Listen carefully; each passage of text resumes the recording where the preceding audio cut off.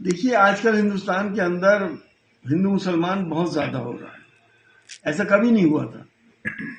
इस देश के अंदर जब ये 80 साल का इतिहास लिखा जाएगा तो शायद सांप्रदायिकता का लफ्ज ब्लैक वर्ड्स में लिखा जाएगा। हमारे इतिहास में हम हजारों साल से हमारे देश का इतिहास है, प्यार मोहब्बत का इतिहास है। अब हर बात पे शक होने लगा है कि हिंदू मुसलमान हो रहा है। एग्जैक्टली तो हम नहीं कह सकते, लेकिन मुसलमानों के साथ डिस्क्रिमिनेशन तो हो ही रहा है। और खास तौर से जो पिछला दशक गुजरा है उसमें तो बहुत ज्यादा हुआ है।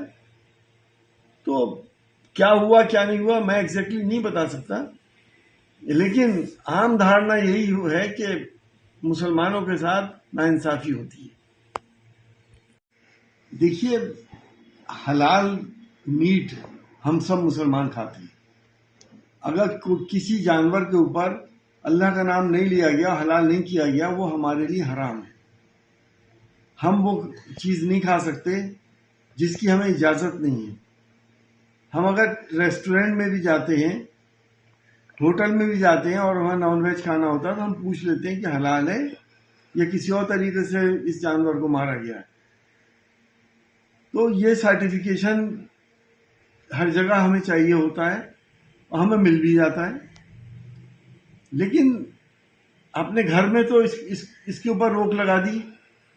जो यहां से एक्सपोर्ट हो रहा है हजारों करोड़ों रुपए का, यूपी से भी हो रहा है मीट का, और मिडिल ईस्ट में और मुस्लिम कंट्रीज में जहां जा रहा है वो बगैर हलाल सर्टिफिकेशन के गोश्त नहीं लेते। उन पे क्यों नहीं बैन लगा? उनका सर्टिफिकेशन क्यों नहीं बंद किया? ये दोहरा चरित्र नहीं होना चाहिए।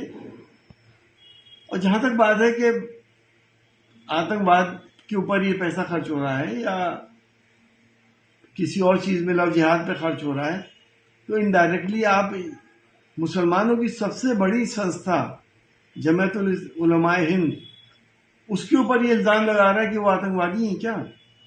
क्योंकि हलाल सर्टिफिकेट वही देते हैं। एक भी ऐसी मिसाल आज तक दी गई है, एक भी ऐसा सबूत है कि ये पैसा आतंकवाद के ऊपर लग रहा है या लव जिहाद के ऊपर लग रहा है? और ये लव जिहाद आतंकवाद, लव जिहाद तो अभी नई टर्म है, पिछले 10 साल से तो आई है। ऊपर वाले ने अपोजिट सेक्स के अंदर अट्रैक्शन दिया है।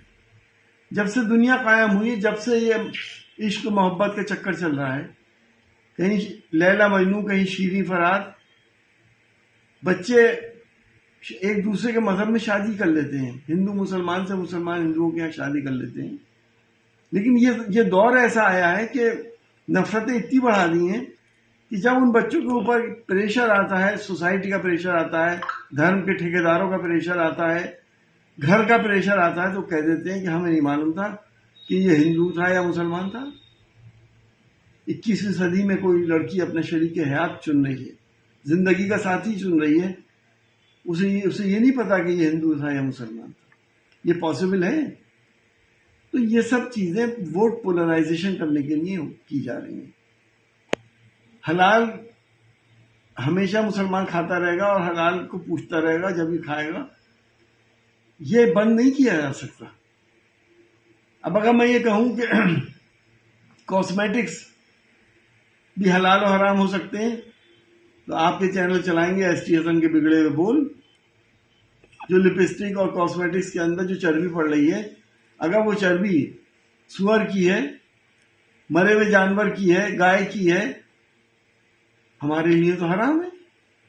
अगर उस पर सर्टिफिकेट है उनके पास कि इसमें कोई ऐसी चीज नहीं है, ये हलाल है, और फिर भी अगर उसके अंदर कोई चीज ऐसी है, तो वो जिम्मेदार वो है जिसने सर्टिफिकेट दिया। अल्लाह को जवाब वो देगा, हम नहीं देंगे।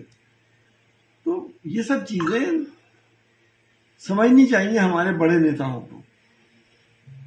हमारे वो नेता जो हमारे बड़ा प्रदेश चला रहे हैं और जो सबके मुख्यमंत्री हैं, ऐसी बातें उन्हें शोभा नहीं देती।